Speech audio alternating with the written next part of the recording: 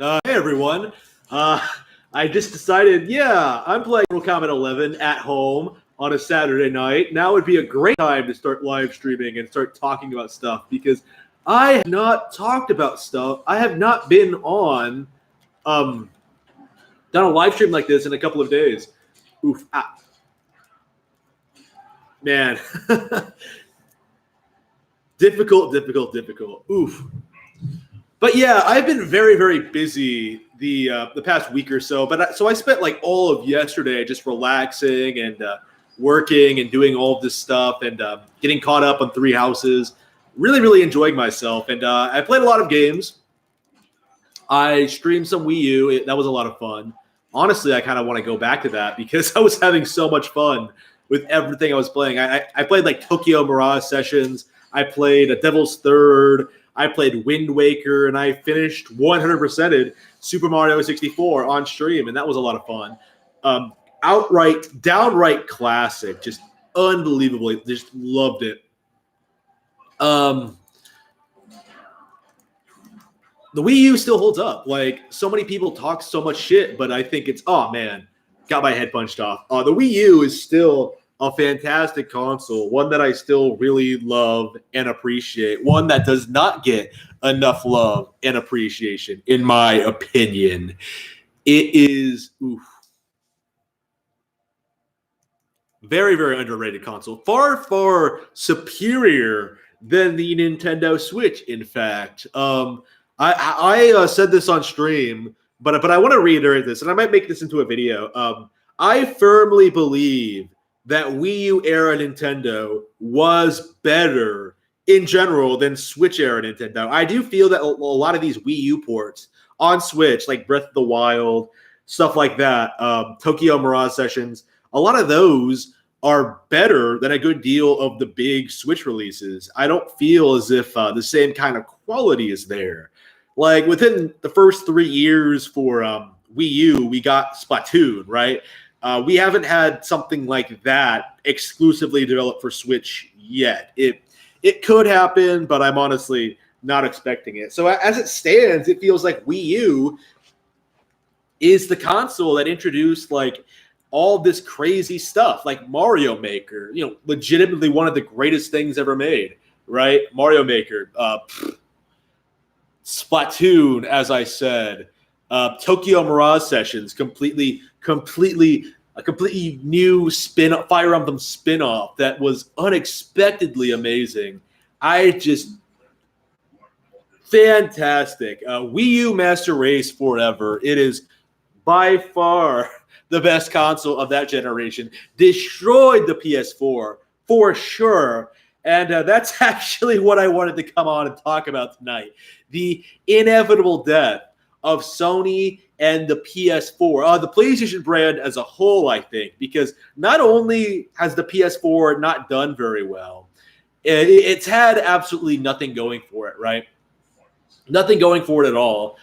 At this point, PS4 essentially exists because of a scant few third-party developers who refuse to develop for Nintendo consoles. So you have Gearbox with Borderlands, you have like Activision with Call of Duty, and you have the EA Sports games. That's really about it. When you get right down to it, I can't believe I keep getting destroyed. When you get right down to it, that's all they have. Like that's all they have. Oops. And there's really no reason for all of this to not be on Switch. Like it all should be.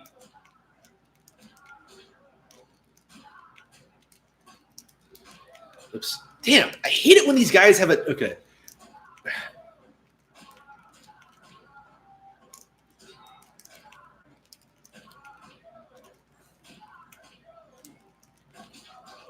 Okay, got him. It somehow got me into a combo. All right. Oops. Shit. I'm getting destroyed tonight. Maybe it's because I'm talking about PlayStation, but oh man, he got me again. Lame. Okay. PlayStation is at a point now where pretty much all of their major releases, FIFA, Call of Duty, Borderlands, Mortal Kombat. I'm playing Mortal Kombat on Switch right now. There is no reason for all of these games to not be on Switch. Like everything on PS4 right now, from like The Witcher 3 to Monster Hunter World to Devil May Cry 5, like either it has a better version of it on Switch already, it's on Switch, or it should be on Switch. There's no real justification. And really at this point, I think PS4 players are just kind of deluding themselves with kind of trying to tell themselves that Switch can't run that. It was kind of a meme early on. Witcher 3 is never coming to Switch. Mortal Kombat 11 is never coming to Switch. Doom 2016 is never coming to Switch. Like, they kept doing this. And it's at the point now where it can't really be taken seriously. Oops. This guy has to be hacking. I don't understand. All right. I'm not that bad at the game. All right. Okay.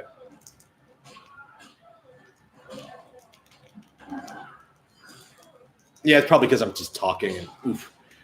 All right. I was so unimpressed with the PS4 this generation. I still do not own one. And I was like, early on, from the very beginning, I was thinking that, yeah, maybe I'll buy one eventually once like there are new games, but that never happened. Like, I'm not even kidding. Like, Bloodborne was like probably the only time. Yakuza 0 was the last time I seriously considered getting a PS4, right? Because like I was really I just got into Yakuza 5 and I really liked it, right? I really liked it. It was like my favorite thing, and I really wanted Yakuza 0. And then like it came out for PS4, and I was just like, okay, whatever, I'll get a PS4. And then I never did because there was no reason to.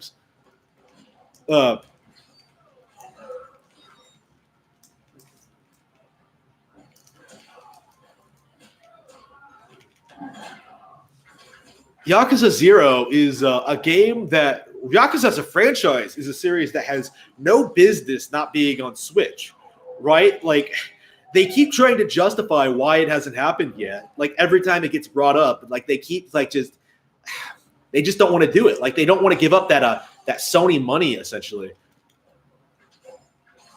That's all it comes down to, really, is that Sony does pay for this third-party support. It's why you get weird situations like Monster Hunter doing extraordinarily well on PS4, right? Extraordinarily well on Nintendo consoles, excuse me.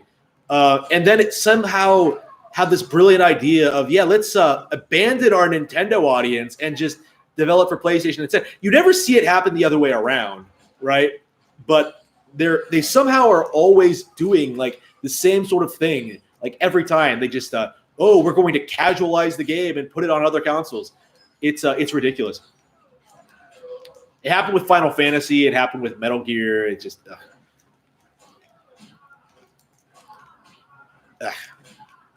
I'm still kind of surprised to this day how few people will talk about how casualized Final Fantasy VII was. Because I really like Final Fantasy VII. I'm a huge fan of the game, but it is there is no doubt it is an extremely easy one that has a big focus on like the cinematics and story. Like, that's not necessarily a bad thing in and of itself. Final Fantasy VII is an example of that being done well. But yeah, it is like way easier than previous games in the series, for sure. For sure. It was like essentially a beta version of what was to come from the PlayStation brand, right? Where they sort of take this graphics over gameplay approach, where they sold this game to normies based on like its marketing of being like, bro, look how cool and badass these cinematics are, instead of like the actual game, right? Like, instead of actually hyping up the materia system or like or like the gameplay. Look at these visuals. Look at this FMV. Eris dies. It was all very fake. Like, I'll defend Final. I enjoy Final Fantasy VII, right? But there's no doubt in my mind this was like the beginning of the end of like third-party gaming, because Sony is ruining these companies. They are essentially forcing them to do like all these things to sort of appeal to their mass market brand and like destroy their identity and sort of ruining everything, so to speak. Like, how many bad Final Fantasy games have we gotten over the past decade at this point, 2 decades at this point?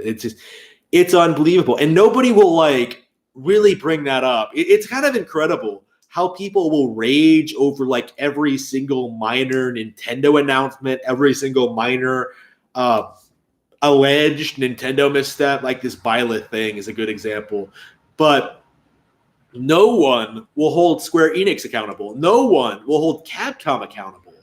No one will really be like, where are all the games? Like, like where are all the old established Capcom franchises? Where's Dino Crisis? Where's Parasite Eve? Like, where are all these things? Like, somehow, we can rage about Metroid all we want, but don't bring up that like third parties used to make other games, other than like their big mass market AAA games. Like you can't bring that up.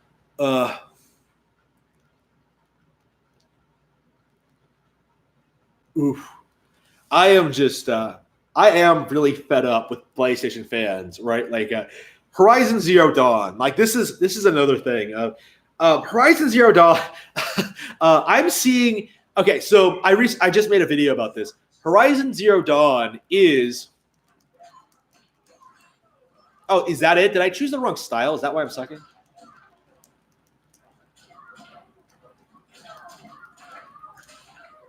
Horizon Zero Dawn was recently confirmed to no longer be exclusive to PS4. It is coming to PC, which is really exciting for PC gamers, right? But actual PlayStation fans are pissed because they no longer have their precious Breath of the Wild destroying sequel, like their brand new PlayStation IP, like that thing that they just hyped and promoted for no reason other than the fact it was a PlayStation exclusive. It was Death Stranding all over again, right? Or it was Death Stranding back in the day, right? Where it was hyped up and praised simply for being a PlayStation game. And you see this a lot, especially with Western games, I think, where like the industry sort of props up these like mediocre experiences because like the right people are working on them, because the right company is publishing it. It's just you do start to see through it eventually if you play through enough video games. I think it becomes like, well, usually it starts with people realizing, well, why are they shitting on games that I like? And why are they praising this bullshit? Like, at first you always think it's like, well, maybe it's just a personal preference, right? But then, like, when you actually start playing these games and start, like, experiencing it and start, like, thinking about it, you really do start to realize that just these people don't give a shit about anything. They just want to sell you things. They are not... Oof. Damn, I'm getting destroyed out here. They are not gamers, essentially. Like, they don't enjoy it. Like, they're always begging for like more difficulty options, easier difficulty options. They're always talking about how they need to make games easier and how they need to appeal to like the widest possible audience. This isn't something that a fan would say, right? Like, this isn't something that a fan would come up with. These aren't fan ideas. These are people who are casual, who want to play through the game that everyone is talking about, or at least talk about it online.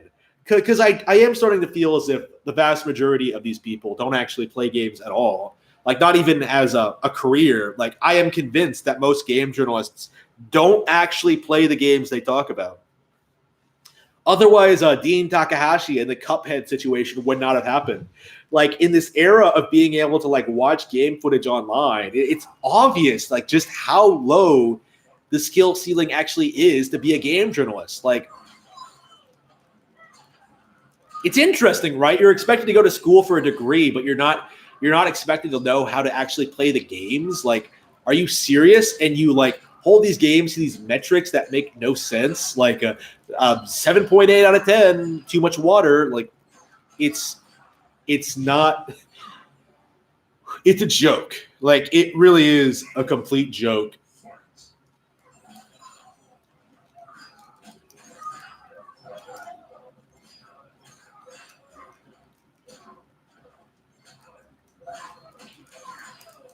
And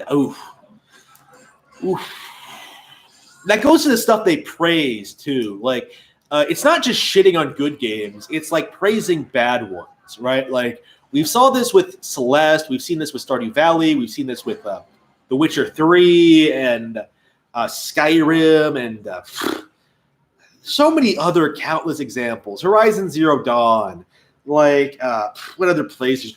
What even has come out for PlayStation in the past year? I guess Devil May Cry 5, that kind of got overhyped. I'm not sure by game journalists, but by YouTubers for sure, who are just as bad. Don't try to tell you that, like, oh, YouTubers are the future. YouTubers are just as bad as game journalists. Like, just look at Yongye. He was one of the biggest shills for Death Stranding before and after it came out. Like, that motherfucker would come on stream and start, okay, this is a masterpiece. This is the greatest game ever made. It's so deep and profound, man. They were trying to establish a narrative in order to, like, puff themselves up and make them look, like, big and important. And it just, so disgusting. So sick of game journalists. They are the absolute worst. Game journalists are trash. Game journalists don't know shit. What was the Donkey quote? Donkey video game journalist. Like it was the first 5 seconds. Donkey video game journalist. Let me see. Donkey.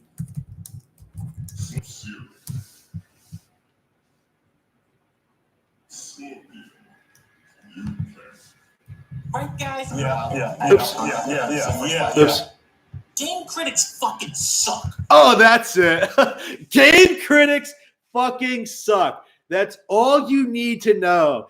They are completely unreliable. You can't take them seriously, and you really can't play AAA games or even really like certain indie games at this point. You have to know what you're looking out for. You have to be prepared. You have to understand that all of these people are shills and can't be trusted. It's just, it's unbelievable the lengths these people will go to attack and hate and condemn Nintendo.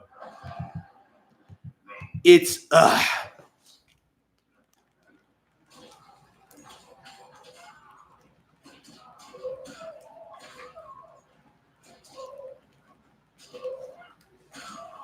I'm just so unimpressed with everything. So yeah, it makes me wonder with this whole like PC thing.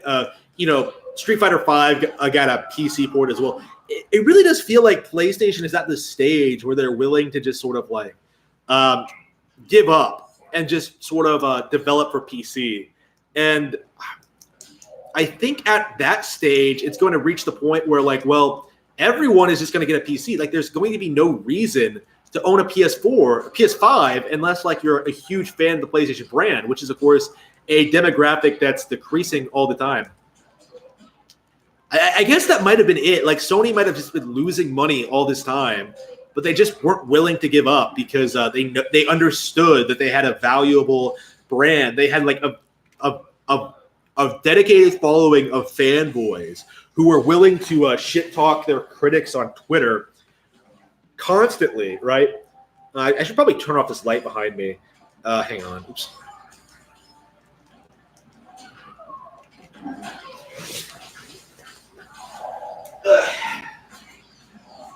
There we go.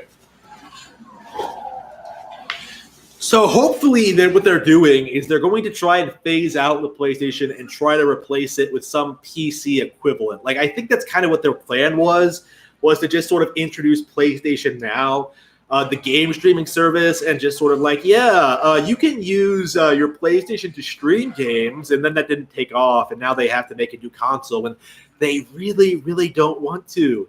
They can't compete. Like they know that. Like how many times has Nintendo sort of demolished them with their new their new features and their new hardware and just completely smashed. It just never really stops. The software is better, the hardware is better, even the features are better. It's hard to they can't compete with Nintendo, and they can't outspend Microsoft. So I think they kind of see this as this like sort of dead end.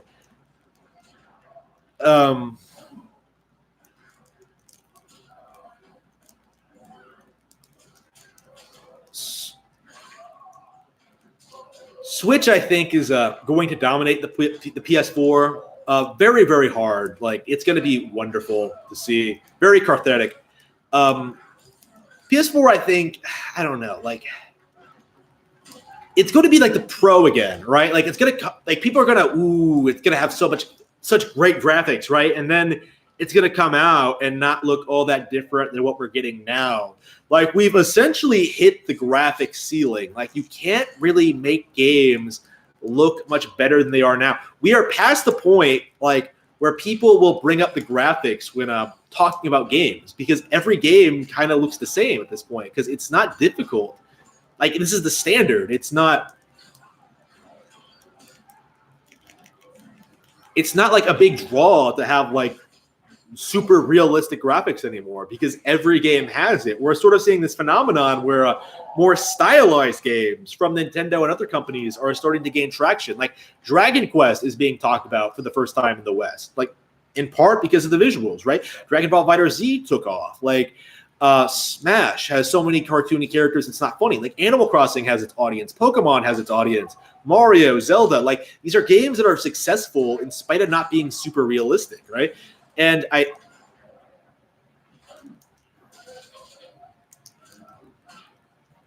think what's going to happen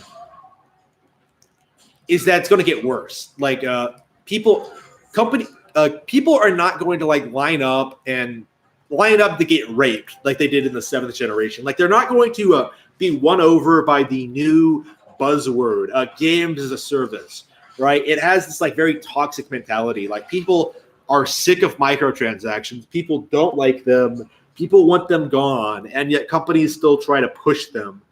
And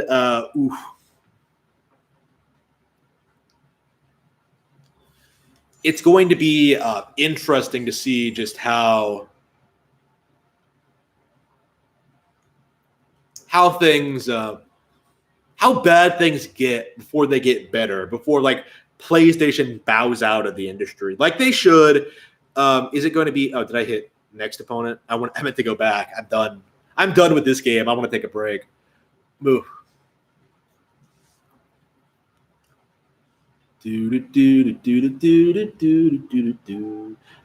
So yes, I definitely feel as if. What should I play next?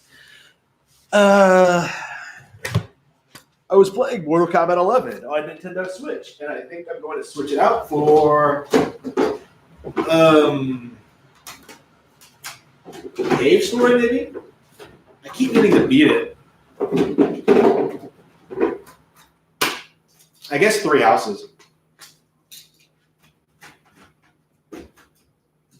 Honestly, I should probably just stream gameplay if I'm just going to be playing games while I'm doing general live streams like this, but whatever. Love me some 3 Houses. Yeah, I actually put that on my video title, didn't I? 3 Houses is definitely a game with ups and downs. 3 Houses is like the worst of the best of the Fire Emblem games, I think. It's the one I like the least, in spite of still being good, if that makes any sense. Like, I definitely still like it a lot. It's probably still one of my favorite games of the year, which goes to show you just how bad most games are these days. But it's still perfectly enjoyable, and I've been playing it like for 50 hours, and it's been fun the entire time. But like, there is like some nagging thing like in my head, like playing this, like it should not be this long, and that's a big thing for me in modern times, when like I have this massive backlog of games that I need to get through. Like, Like, I don't want to spend 200 hours playing like 4 paths that are basically the same thing with different characters. Like, I don't like how part 1 is basically the exact same thing.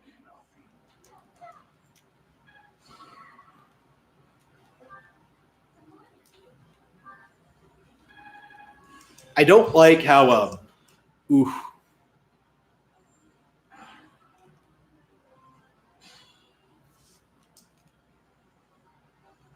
Let's see here. Oh, damn, she almost died.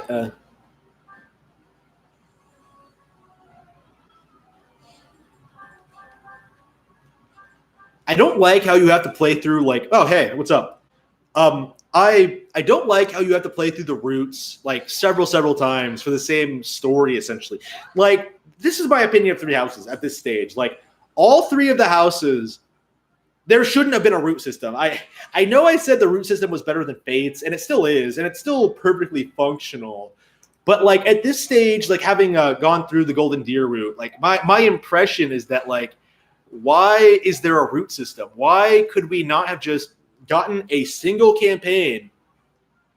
Well, okay, there should have been a route system, but it should work a little bit differently. Like, part 1 should just be part 1 with like all of the characters sort of interacting. You get to know them. They sort of like have cross support. You get to pick where you want them to be.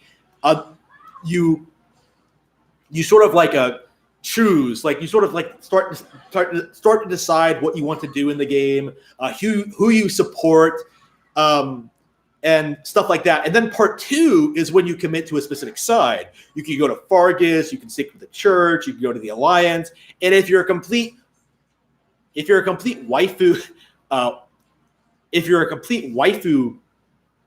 obsessed lunatic, you would go with Edelgard. Like, my opinion is that like the paths should have split at like the time skip, right?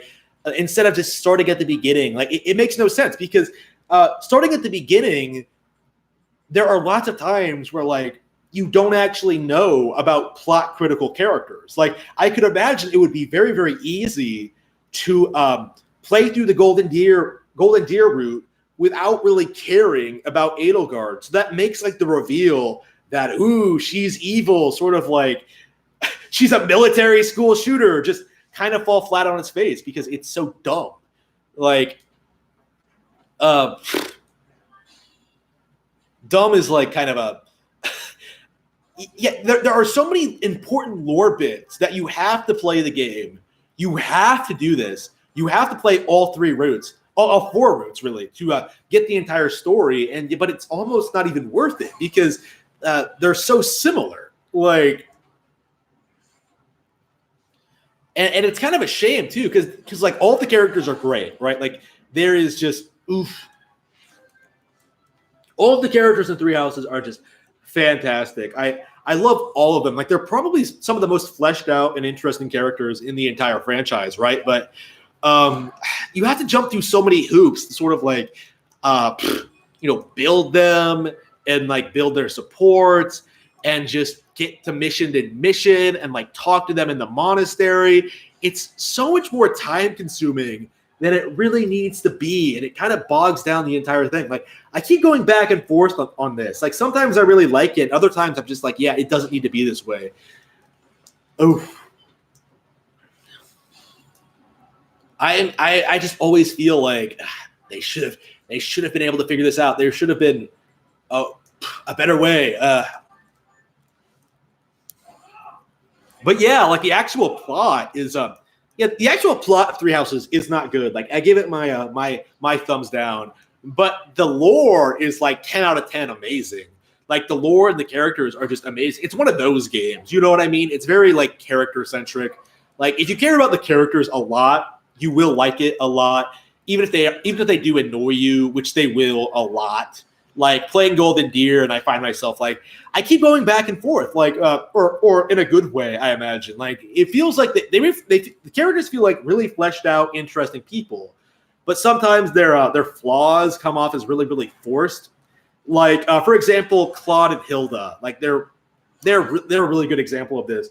Like, they're both kind of generally supposed to be seen one way, but they have like insane character traits that sort of like put them off and sort of make them almost unlikable. You know what I mean? Like Claude has his own like diversity is our strength thing. Like the motherfucker literally wants to tear down a wall and like open up the borders to other countries for no real reason. Because like he thinks it'll lead to like better acceptance, which is of course completely retarded. It wouldn't work, is what I'm getting at. And like Cyril, I think exists. The character of Cyril exists to kind of emphasize this point that like the people of Elmira are kind of fucking terrible, and you don't want them in your country. But anyway, yeah, Claude has that going for him. But generally, he's pretty likable. Generally, he does like the same kind of things. Like generally, he has like he's nice to the other characters. But it's like his motivations just make no sense. Not in the way that like Edelgard's makes no sense. Like again, it feels like very all over the place. It really does. It really does. You really can't tell that like certain things were written by different people, like people who didn't necessarily know what they were doing. You know what I mean? Like sometimes characters that are perfectly likable sometimes have these terrible supports, and then like you have shit like.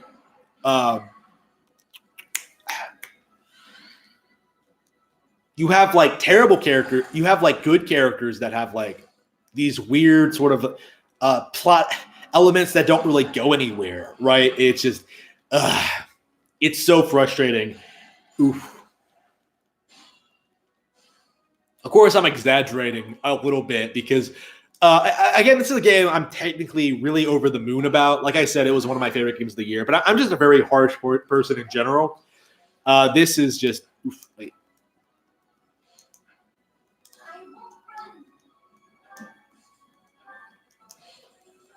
I still really like this game a lot. I think it's great. I think it's pretty good. I'm very much enjoying it.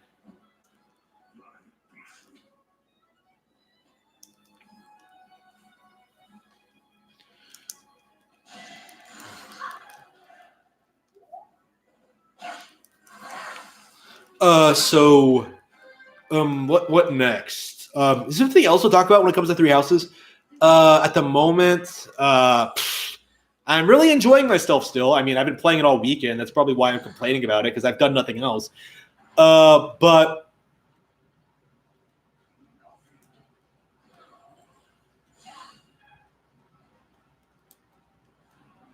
it feels as if this is a game that's great, but could have been like a masterpiece if they really, really brought it together. You know what I mean? Like this could have been one of the best games ever made, but it just simply did not happen. It's just not quite up to that level, unfortunately. But it's better than Fates, and I wonder if that was kind of the problem, is that they knew that Fates was shit, and they were like, okay, we got to do Fates, but we got to do it right this time, and they came up with this, and it's reasonably good. I mean, I wouldn't call it bad or anything, but oof.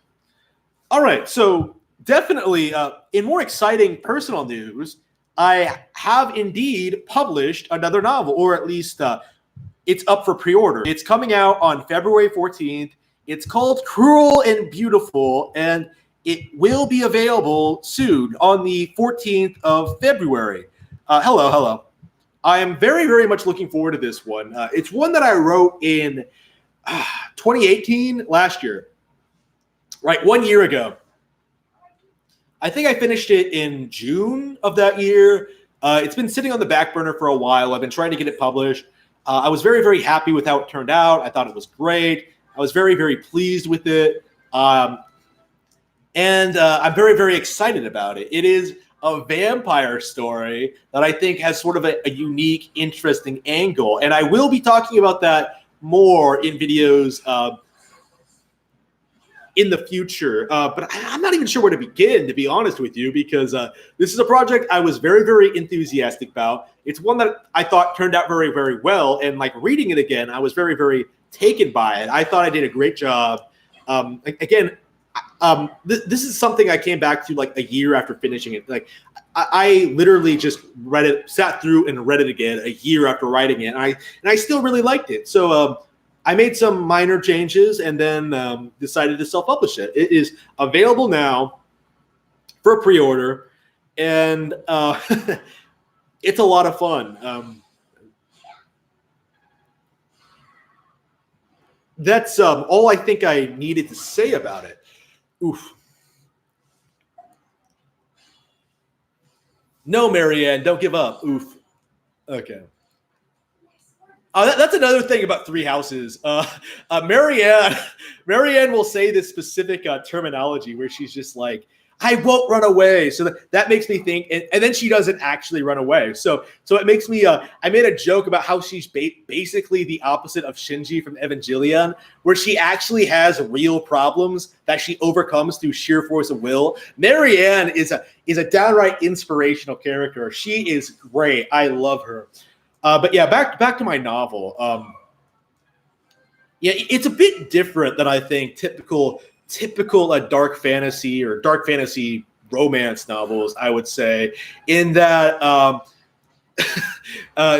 guess it's not really a romance novel. It was kind of like imagined as a parody of romance novels, or a parody of sort of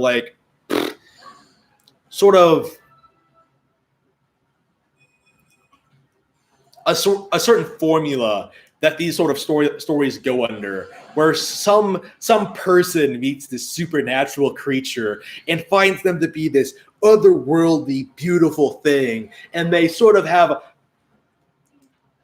this beautiful romance. And Cruel and Beautiful is essentially, what if that thing was evil? And it's very, I'm very, very happy with how it turned out. I'm very happy with the characters and just the building of it. Oof. And I enjoyed it a lot, for sure.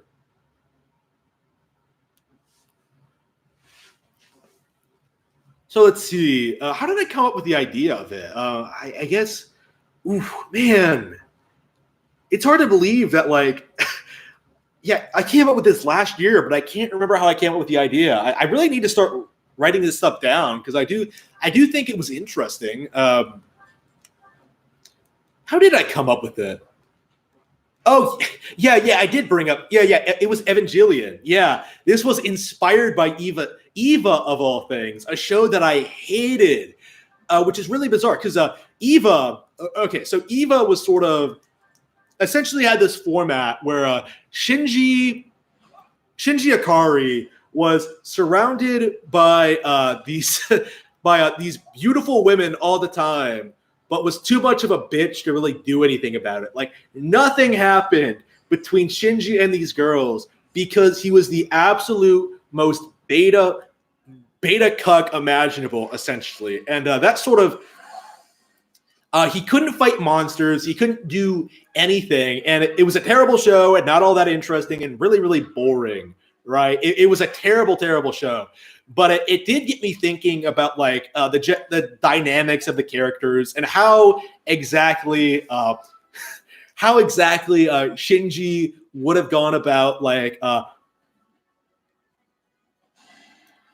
banging these girls, essentially, or being more assertive or being more confident, or sort of essentially establishing himself as being more respectable about it, giving him an actual reason to sort of be miserable. And that sort of led me down the path of coming up with this concept of this story essentially being about a female on male abusive relationship, which is kind of I think one of the things that makes Cruel and Beautiful so different, because again, the vampire.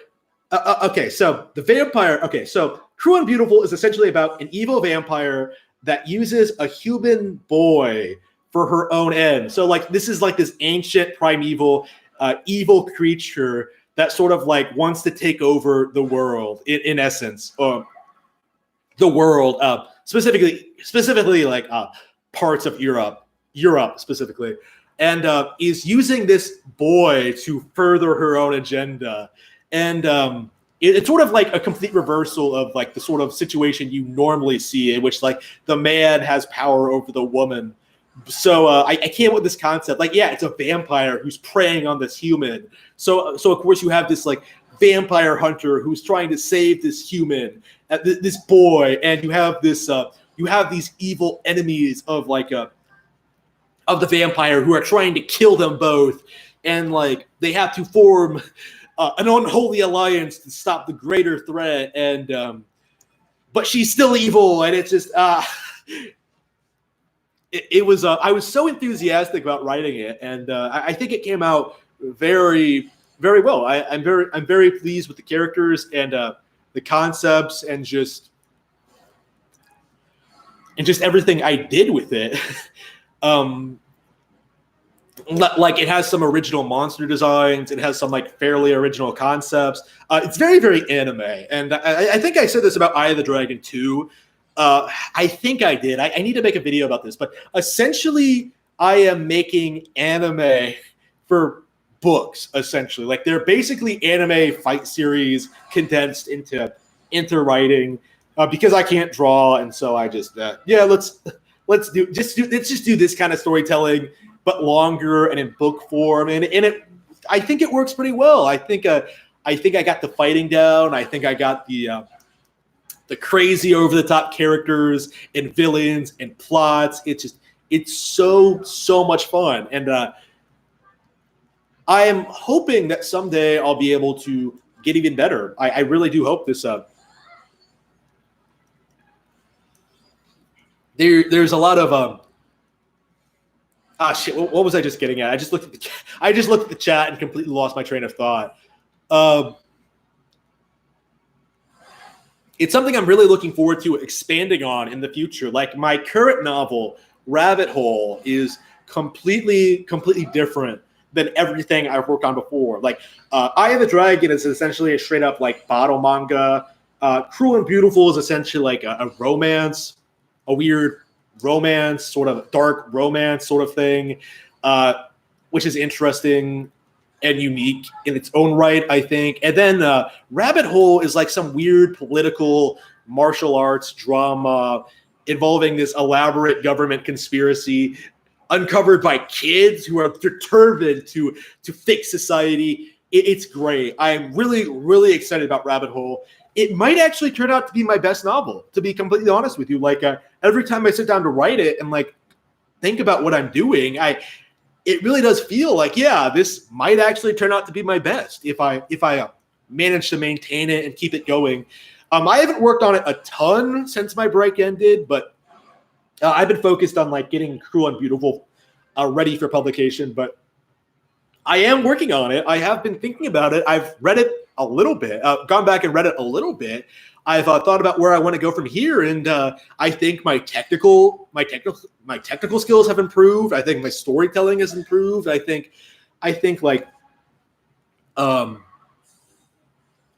creativity is like really finding its well, not necessarily my creativity, but like my skill at expressing my creativity, which is a little bit different because like I'm doing what I've always wanted to do, right? But like it's been more focused. You know how in Hollow Knight how you can technically kill the radiance by just transforming into that thing, but if you go through like the God tuning quest and sort of establish yourself as the almighty final. As like established as like the void given focus, you can sort of like become this giant thing. That's basically what I'm going through now. Like I'm happy with my novels now, but I understand that like I still have a long way to go before I become like the best novelist in the nation or the world. Or I'm not even sure if that's even really possible, but it's something I want to pursue. It's something I want to do. It's something I want to try.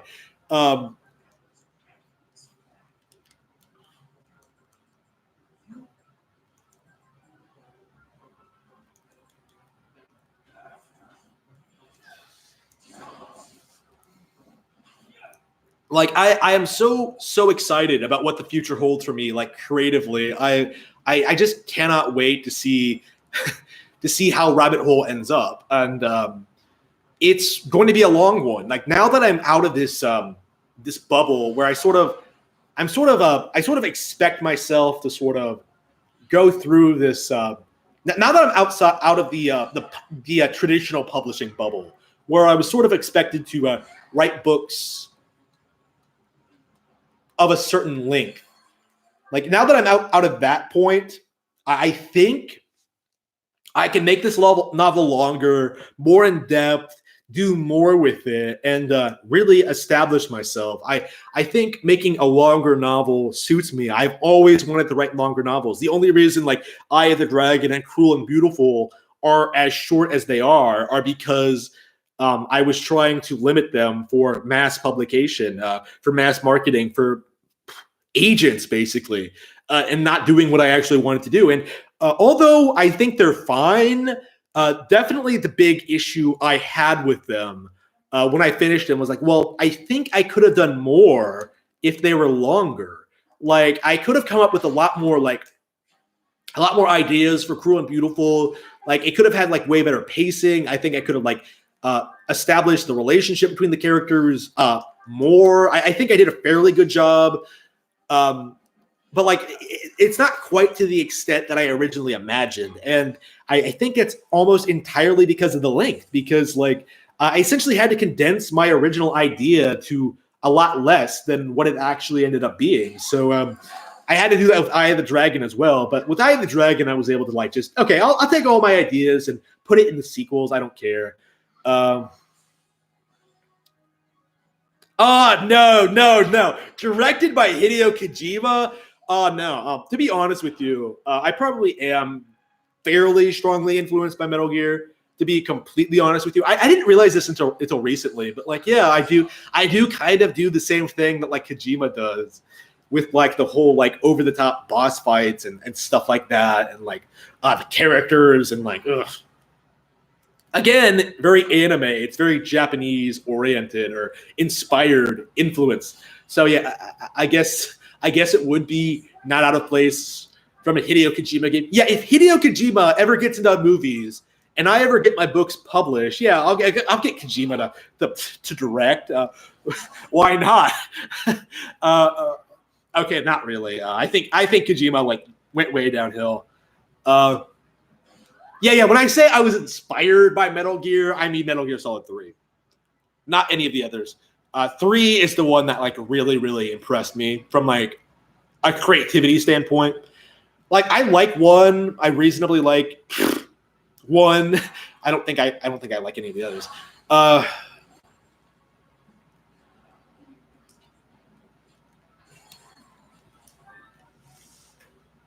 There is a lot I could do. You know what I mean? There is a lot that there's a lot of ways I could become successful, and not a whole lot of ways I could fail because, okay.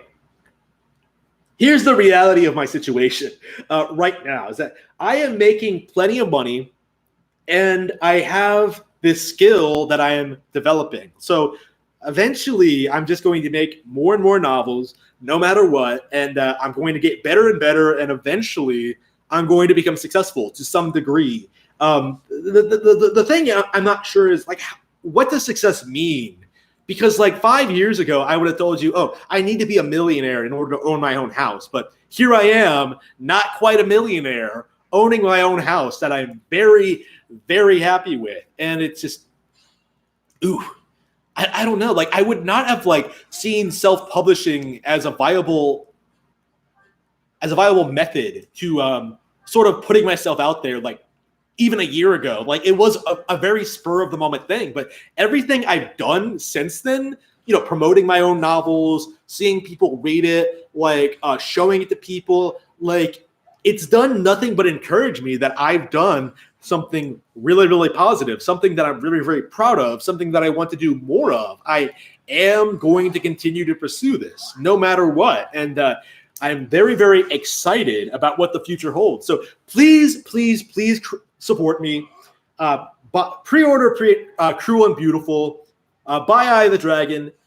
I would deeply appreciate it. That would be wonderful. I love what I'm doing now, and I want to continue delivering new and interesting content to you guys and to people who aren't even watching this. To be completely honest with you, I want to be a successful novelist. I will be a successful novelist. It's going to be amazing when it finally does happen, because I had to work so long and hard to get there. But it's going to be worth it. I'm so excited.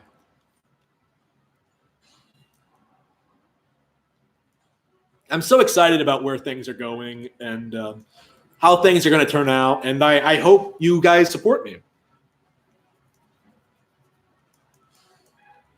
Yes. We just went over that PlayStation is over. Yep. They declared bankruptcy and Disney bought them, and they're no longer going to be making consoles. They're going to be releasing all of their games on PC from now on. Long live the PC Master Race!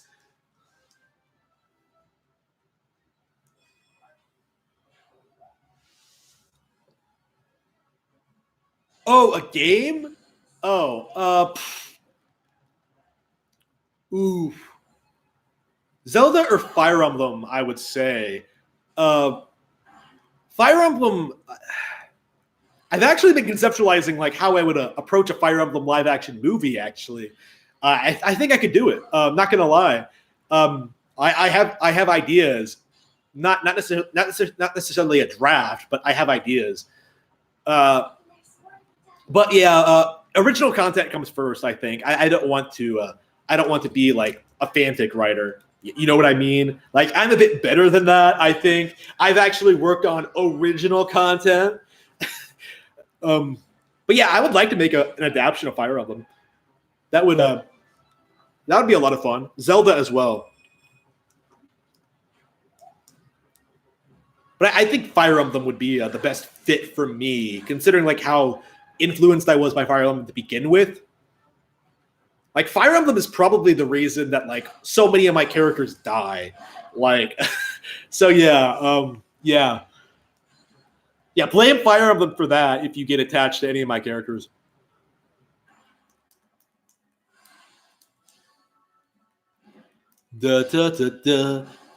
Oh, that's right. Has anybody read the Eye of the Dragon?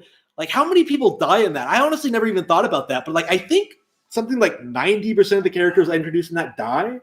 Something crazy like that. Not quite 90. Something ridiculous though. Something ridiculous like that.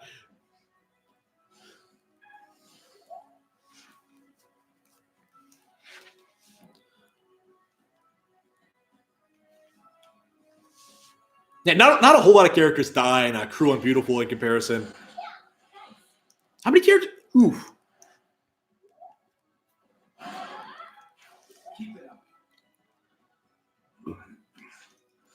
So yeah, that's the main thing that I think differentiates Eye of the Dragon from Cruel and Beautiful. A lot more people die in that one.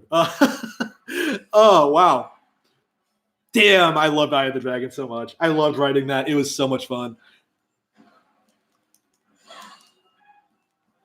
I was so impressed with it. I was so like pleased with all my ideas for it. I was so disappointed when I realized I wouldn't be able to compress all of it into a single novel, and I would have to split it into 3. And oof. Now I gotta plan those 3. So like I don't even have like yeah, I have not been directly. Yeah, I need to get started on that. On really planning that next one. I guess I could start tonight, but maybe later when like oof. I don't know. I'm still busy with all these projects. I'm juggling so much stuff. It's so hard to keep track. And I don't think I'm gonna forget any of my ideas, so it's not really.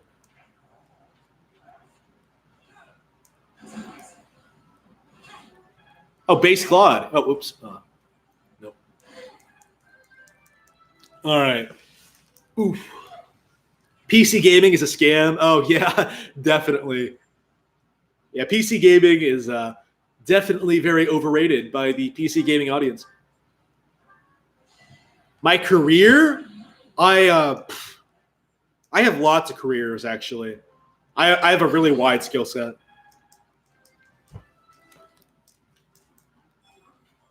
But yeah, for the long and short of it, I think my the career, I want to be a novelist. Like that's always been like the long-term goal. But oops. Wait.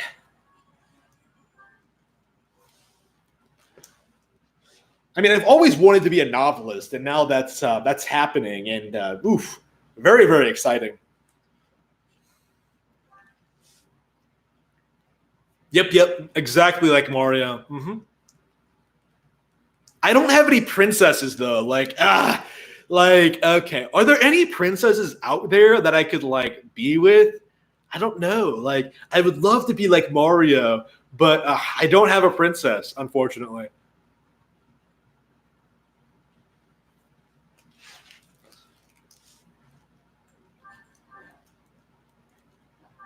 Plus, I find like real life princesses to be annoying anyway. Like, I wouldn't want to be with one.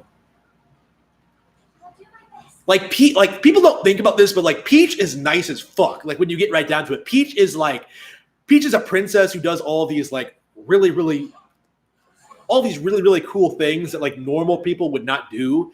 You know, when you get right down to it, Peach is like amazing.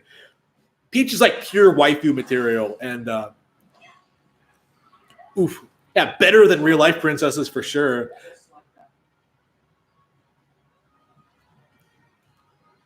Yeah, my favorite anime waifu out of like an anime uh or do you mean like anime style waifu? Because right now I'm like kind of obsessed with Edelgard from Three Houses. Oops, damn it. But yeah, I would say for anime it would be Mikasa Ackerman from Attack on Titan.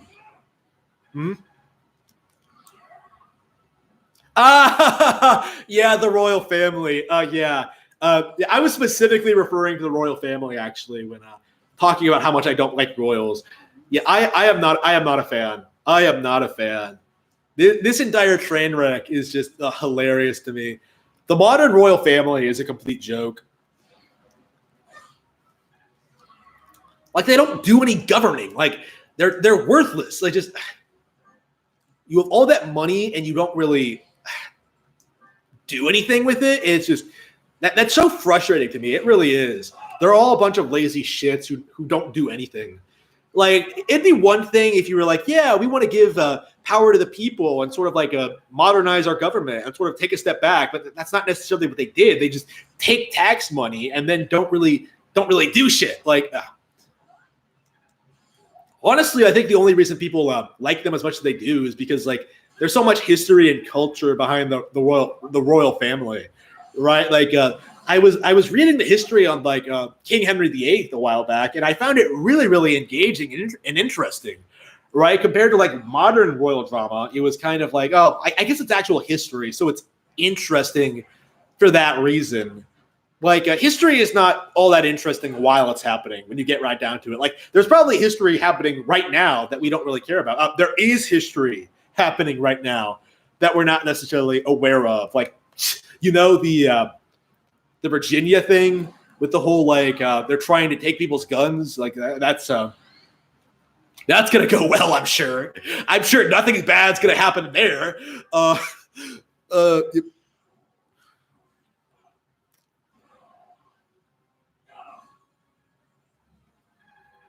I'm not sure she's going to destroy it. I think what's going to happen is that like they're just going to disown them and just sort of like it's not going to go anywhere. We'll have to see. Are the divorce laws in England so messed up that some American thought can just march in and take all of their money? Like, I don't think that's going to be the case. I really don't think so. I mean, this woman is like really unpopular. I think people would really push back against it if she were to get money from the royal family, more than she already has.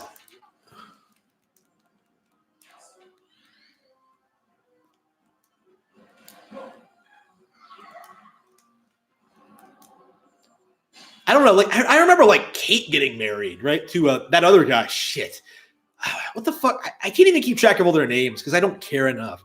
Like Like that was a big deal. Like people were happy for them, like legitimately happy for them. They were excited. I didn't give a shit, but whatever. You know, it's the English. Who cares? This is like completely different. This is like the complete opposite of that. This is like everyone raging over this bizarre sort of. Oh wow.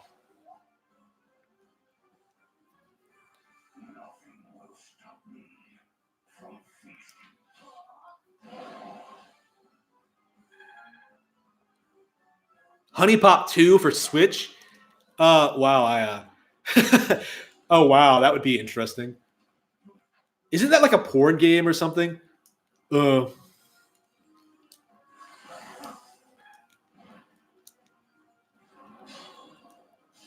Why are there so many beasts? All right, whatever. I'm just gonna hide Marianne over here.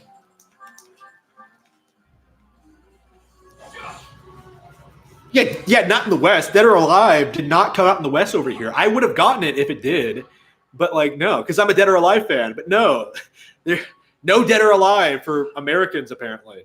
Really? Oh, I guess it is region free, so I guess I could get it.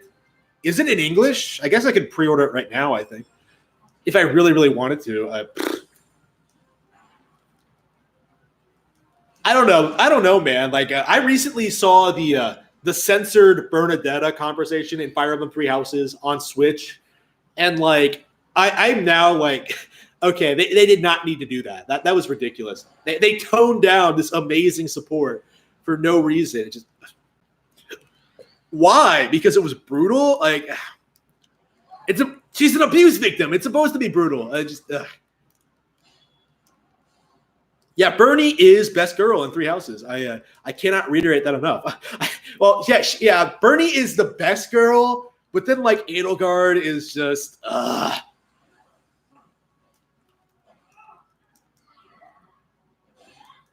Yeah, I always like say that Bernie is best girl, but then like I turn around and then go full on like, oh, Edelgard is my waifu. I'm such a dork. Damn, I cannot decide. I guess Bernie is like waifu material, and then Edelgard is like sex slave material. Like I don't fucking know. Ugh.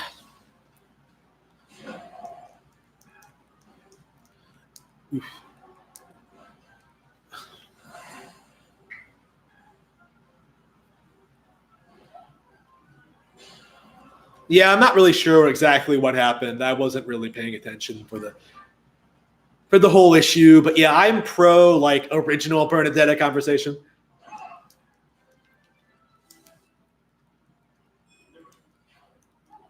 Yeah, I don't think they changed much else in the game since it came out. Like they changed the voice actor for Byleth, which was really shocking. But other than that, oh yeah, didn't they replace that guy who voiced Byleth because he said the character was going to be in Smash? Is that why they fired him? Because he technically leaked it? Could that have been it? Wow, I don't think anybody else has realized that. Okay. Yeah, so yeah, spread that around. That might be why he got fired.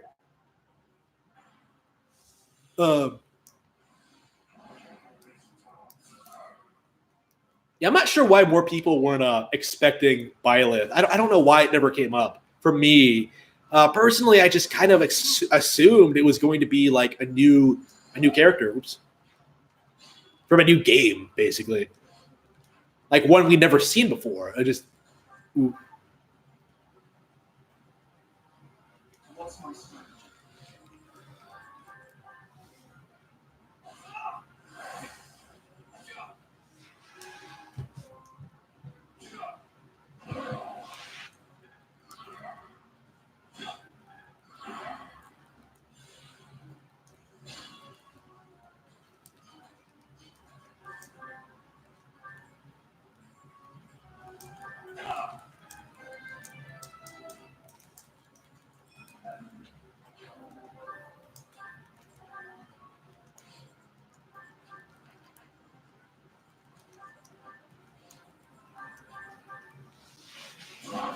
Oh yeah, Etika. Yeah. Ooh. Ooh. Yeah, I kind of wish they used HD Rumble for more stuff. I hope there's more games on the way for it, but like I don't think I've seen a whole lot of use for it in a while.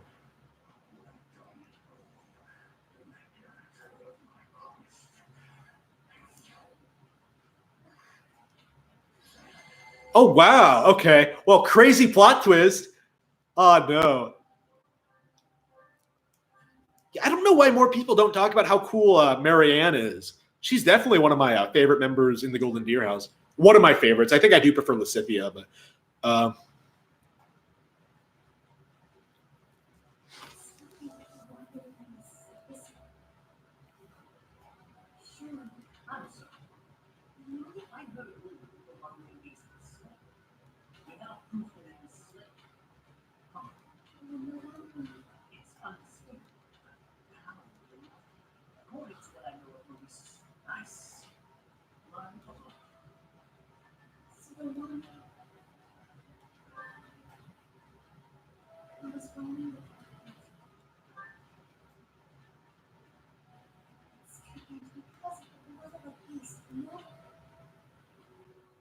Thank you, Professor. Without your help, I'll do anything I yeah, there's speculation. I heard like speculation that like Marianne kills herself in the time skip if you don't recruit her. But like my opinion is that like she just turns into a beast. Like that's my opinion. Going by like the implication here. Yeah, they definitely have to explain that in more depth, I think. Maybe they thought they didn't have to explain it, but yeah, she is one of those characters that's conspicuously absent from part two, if you do certain things. I don't know, it's weird. Like some characters disappear depending on the route for no real reason. Oof.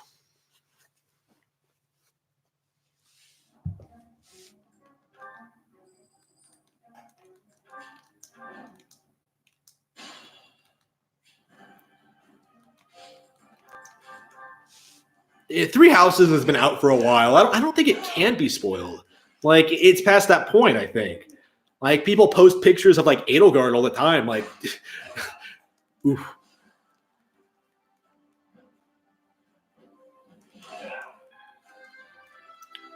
I don't know, man. You kind of have to spoil people on Three Houses because like there are so many routes and so many things you can do. It's easy to almost miss kind of this stuff. Like. I don't think I would figure out anything about like Cyril on my own, like because I don't care about Cyril. But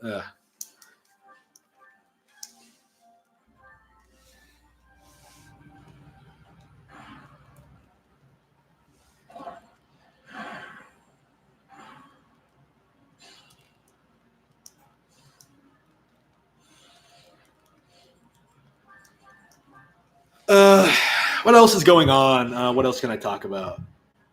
Let's see. Please buy my book. Yeah, I already said that. I already shilled the stream. Let's see.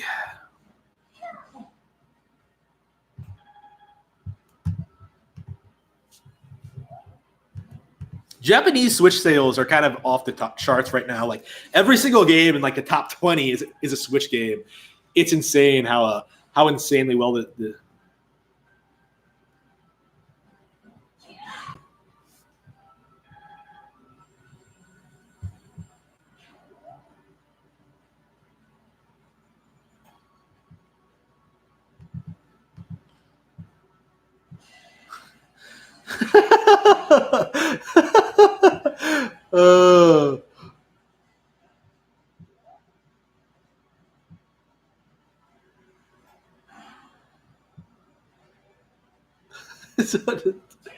oh wow.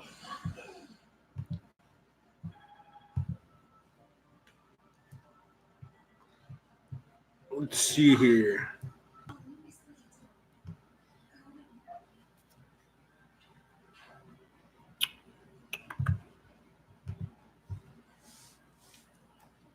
What? Yeah, I've been streaming for about an hour now. I think I'm about ready to sign off for the night, unless something else comes up to talk about. I think we're through. Let me check YouTube one last time. I don't want to sign off if there's like nothing to talk about, but there's always stuff to talk about. But like, it's just, yeah, I think I'm about ready to take a break. Yep. All right. I think that's good. All right.